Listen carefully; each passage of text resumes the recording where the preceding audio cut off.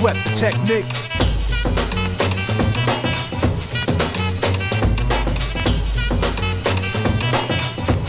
Don't sweat the technique.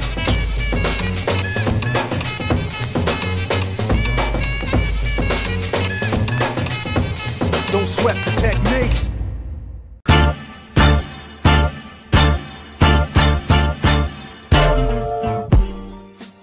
B-boying is the ultimate body manifestation of hip-hop that was created in the early 70s in the South Boogie Down Bronx in New York City.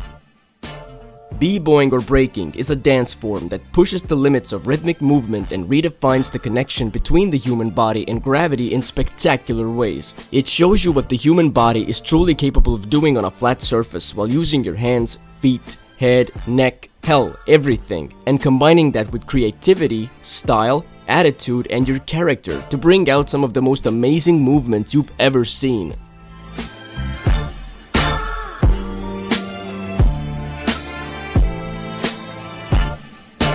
In the beginning, b-boying was a trend, and trends have a tendency of dying out, and this particular dance style almost suffered the same fate, but nevertheless it was still brought back on the map, and by nowadays b-boying has gone global. It's not a trend anymore, it's a legitimate art form that unites thousands of people all over the planet.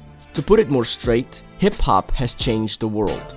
More than a decade ago, when I was a little kid, video games and b-boying were the two of my most favorite things in the whole world. So when I found out that there's a game about b-boying, I could barely contain my excitement. It was the two of my most favorite things coming together. How could I not be excited for that? The game was developed by Freestyle Games for the PlayStation 2 and the PSP. It was released first in Europe in 2006, Korea in 2007, and by 2008 the game also made its way to North America. B-Boy is a breaking-themed rhythm game, and the main concept is to compete in break battles to become the best b-boy on the scene. When I was a kid, I played this game for weeks. Back then, it was simply amazing. All the music tracks, locations, moves, and the famous b-boys you got to play as, it was awesome. I couldn't get enough of this game. And now the question is it still as every bit of amazing as I thought it was back then? Let's find out.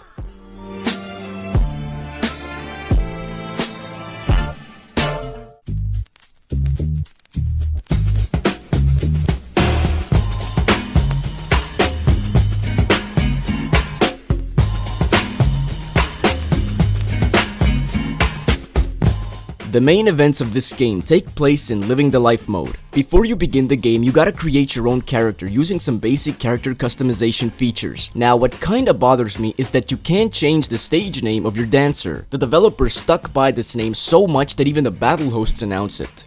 Custom! Custom! Custom! And why do I got a small problem with this? I'll explain a little bit later, so just bear with me. Anyway, once your character is created, you will be introduced to the lab. The lab is like your B-Boy HQ. It features a wardrobe, which is self-explanatory. You can change clothes.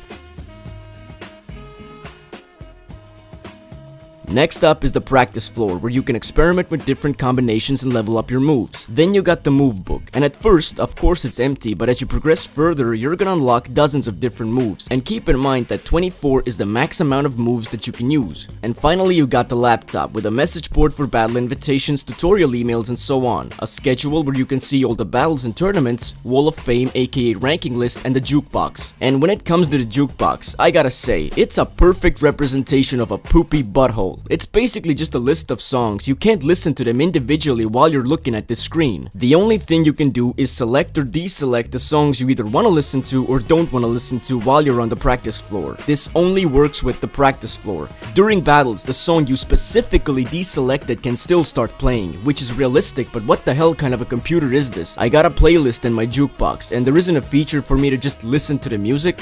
Whatever. Now, the game has 3 different scenes: street scene, club scene, and pro scene. And the main objective is to battle your way to the top to become the #1 b-boy in each of these scenes. So, with all the moves and locations, you can definitely see the progression as you battle your way from the streets to the big stages.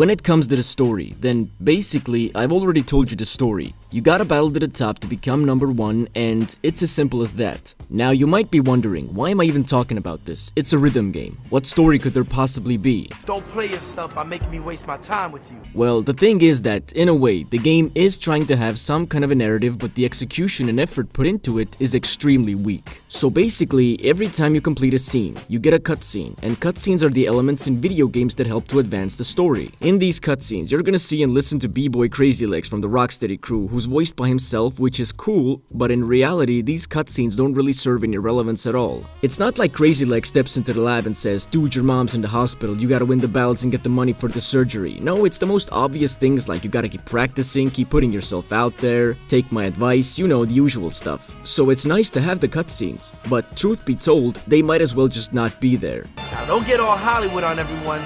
The next thing I want to get off my mind is the character you play as. Other than the face you give yourself and the fact that he's a b-boy, there's nothing else you're gonna know about him. There's no character backstory, and also he doesn't speak a single word in the cutscenes. Now this is the point where I start to have a problem with the missing name change feature that in my opinion this game should have. The thing is that lots of b-boys have unique and original stage names, and I'm pretty sure that lots of them who played this game wanted to put their own name in the game. I know I did, but what you get is this. Custom.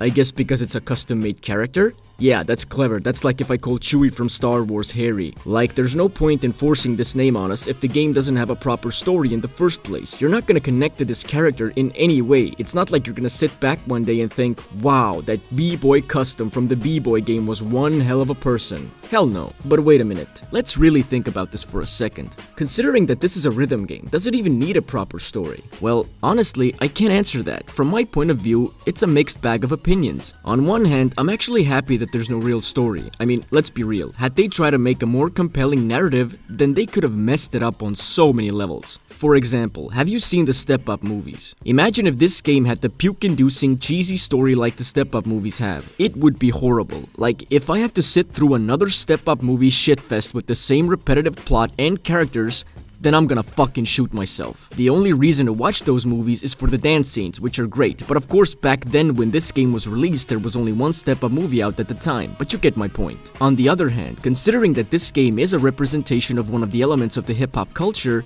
it could have had an interesting plot if done right, but by now I'm digging way too deep into this. So with that said, let's get to the main aspect of the game, the gameplay. Now you gotta step up your game and get with the big dogs.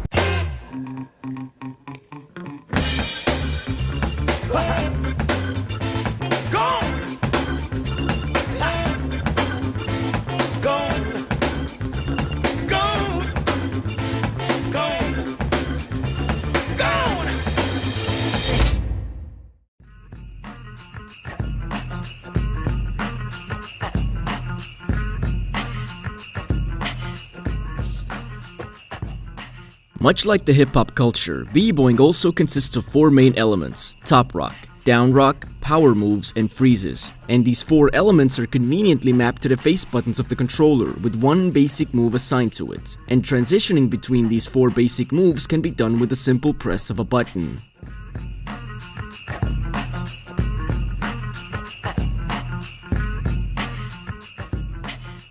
But of course, if you want to beat this game, then relying just on the basics is obviously not enough, so this is where the move book comes in. As you unlock different moves, you can assign them under different move combinations like up up X or down down circle and so on. And each time you want to transition between moves, you gotta do a little mini game. Press one of the face buttons when the green bar is closest to the white bar and you get the best momentum for that move.